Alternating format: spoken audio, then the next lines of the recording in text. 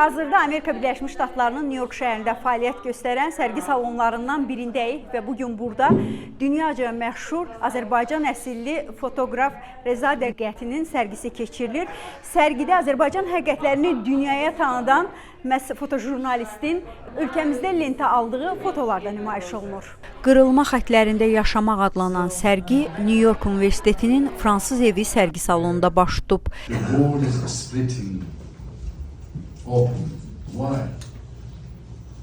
Sərginin açılışında çıxış edən tanınmış fotoqraf Reza Diqqəti bildirib ki, ekspozisiyada onun 50 ildən artıq yaradıcılıq fəaliyyəti dövründə müharibələr və təbii fəlakətlər baş vermiş, müxtəlif coğrafiyalarda kamerasının yaddaşına köçürdüyü foto şəkilləri nümayiş olunub. Everyone I have photographed has changed me. You have changed me too. Each of you. Sərgidə fotoqrafın 1992-ci ildə Ermənistanın Azərbaycana qarşı işğalı zamanı lentə aldığı fotolarda yer alıb. Bunlar arasında Xocalı soyqırımı qurbanlarından birinin üzündəki dərin kədər və göz yaşı ilə Ağdamda oğlunu axtaran ahıl atanın əks olunduğu "Oğlum haradadır" fotosu, eləcə də işğal dövründə ermənilər tərəfindən vəhşicə güllələnmiş Xurşudbani Natavanın büstünün fotosu da yer alır.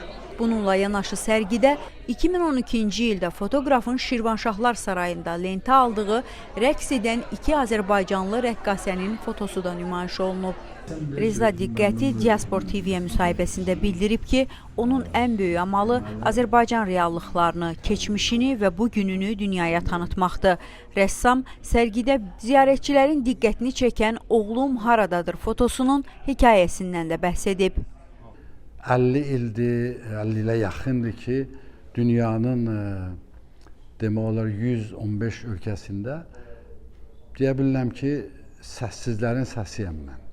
O adamlar ki, çox belə təzyiqdədirlər, səsləri dünyaya çatmır, mən onu çatdırıram.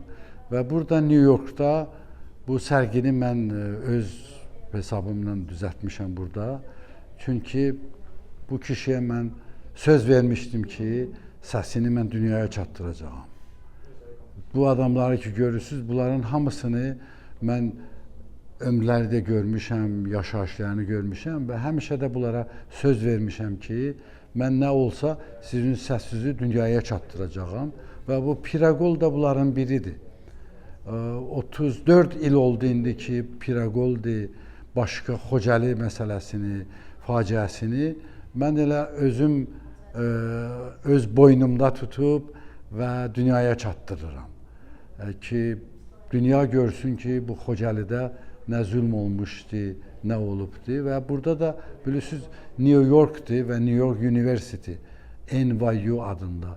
Bura demək olar ki, informasiya müharibəsi olanda bura ən qaynar nöqtəsidir. Və bura gətirib bu Xocalı məsələsini ya Xurşudbanu Natavanın şəklini ya içəri şəhəri göstərmək özü mənə çox böyük bir mövzudur. Tək əlimə bu işləri mən görürəm. O qətliamdan, soyqırımdan və bunun oğlu itmişdi.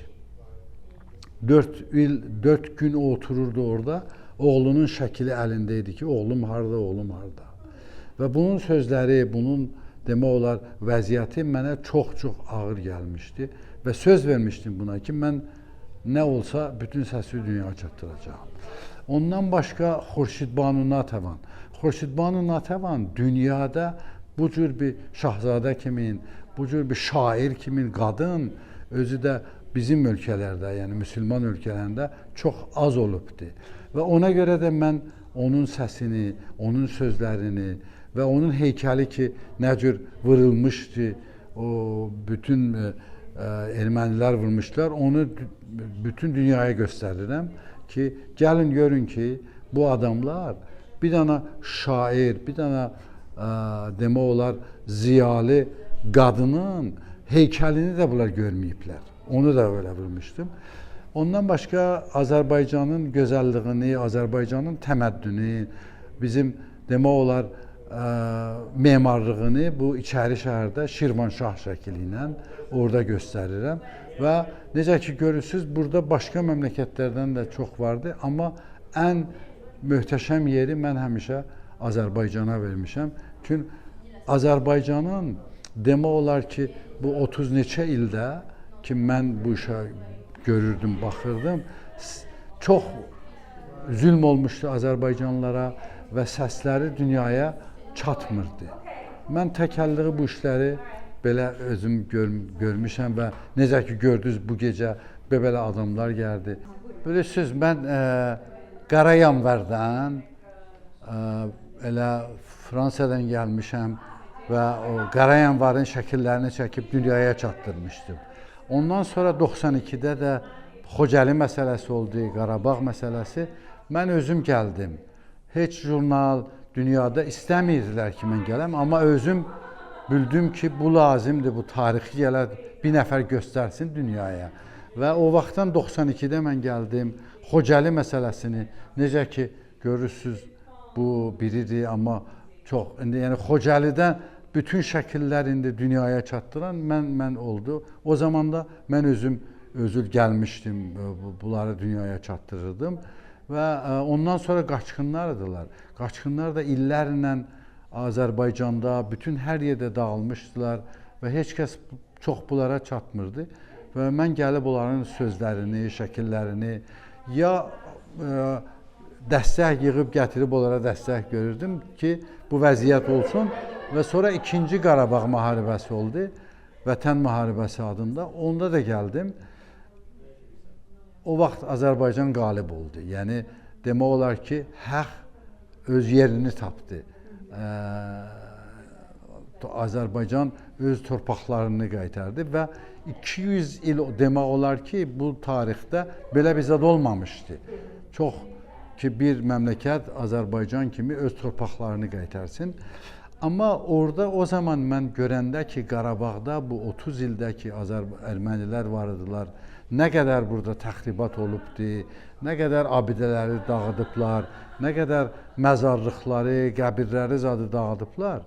Mən belə bir zat görməmişdim başqa məmləkətlərdə və 5 ildir ki, mən onları qarış elə kət-bəkət bunların hamısını şəklini çəkirəm, filmlə, dronla ki, tarixə qalsın ki, tarixdə görsünlər ki, 30 il ki, bu Qarabağ mühasirədə idi, Qarabağ işğalda idi, nə görüblər orada?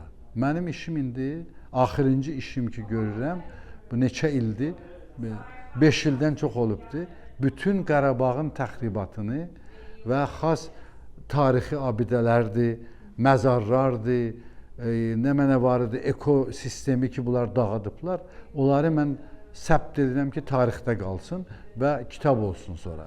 Mən indi böyük bir kitab hazırlayıram Qarabağ haqqında və onu istəyirəm ki, dünyaya çatdıram və ondan başqa bu 5 ildə çox belə önəmli bir mövzu olubdur ki, onu da dünya bilmir. Azərbaycan hökuməti bu 30 il ki, buradan dağıtmışdılar Qarabağı, 5 ildir ki, hər gün buranı elə inkişaf edir ki, heç deyə bilirəm, dünyanın heç yerində bu cür bir inkişaf olmayıbdır. Mən istəyirəm ki, bunların hamısını həm o təxribat ki, olmuşdu 30 ildə və həm bu inkişaf ki, olubdur, ikisini dünyaya göstərəm və çatdıram ki, görün, bu torpaq kiminkidir. Çünki o adam ki, torpaq özünü hiss eləsə, o oranı gəlib inkişaf eləyəcəkdir. Sərgi fotoqrafiyanın yalnız sənət deyil, həm də cəmiyyətin güzgüsü olduğunu bir daha nümayiş etdirir. Ekspozisiyanın kuratoru New York Universitetinin Fransız Ədəbiyyatı, Düşüncəsi və Mədəniyyət Departamentinin direktoru Charlie Sastre. This exhibition that I curated was born from admiration. Bu sərgi mənim Riza bəyin insanlığına və onun peşəkar fəaliyyətinə böyük heyranlığından reallaşdı.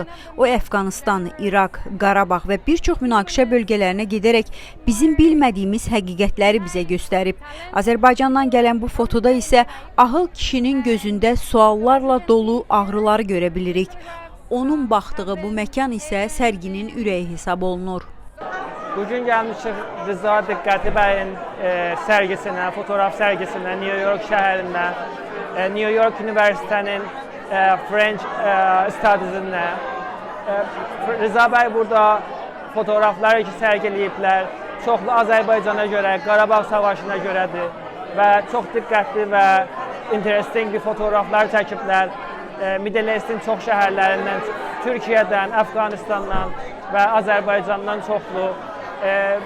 Fotoğrafları çox natural bir fotoğraflar ki, yaşam tarzını göstərir. İnsanlar nə cür orada yaşayırmışlar, onları göstərir və insanı çox düşüncəyə aparır. Biz çox bəyəndik və Rıza bəyin özü ilə burada danışdıq. Mən də bura sərgini görməyə gəlmişəm. Bu sərgidə insanların halına çox humanist bir yanaşma var. Az əvvəl Rezanın özünü də dediyi kimi, o müharibəni sənədləşdirmir. Reza dünyanı gəzir və istər müharibə zonalarında, istərsə də çox ağır şəraitdə yaşayan çətin vəziyyətdə olan insanların həyatlarını sənədləşdirir. O, bu insanların hekayələri ilə çox maraqlanır. Rezanın Azərbaycanda çəkdiyi fotodakı bu cənab övladını itirib və Rezanın dediyinə görə o bədənindəki bütün gözyaşlarını axıdana qədər ağlayıb. Bu, çox ağır bir vəziyyətin nə qədər kədərli və dərin olduğunu göstərir. Məncə, maraqlı olan başqa bir məqam da budur ki, bu fotolar həmin insanların hekayələrini danışır. Baş verə biləcək ən pis şey sükutdur. Yəni, bu hekayələrin heç vaxt eşidilməməsi, bu insanların görülməməsidir. Buna görə də bu hekayələri fotoların yaddaşına köçürmək və danışmaq vacibdir. Əks halda onlar sadəcə yox olub gedər və heç kim onlardan xəbər tutmaz. Sərgi may ayının 15-nə qədər davam edəcək.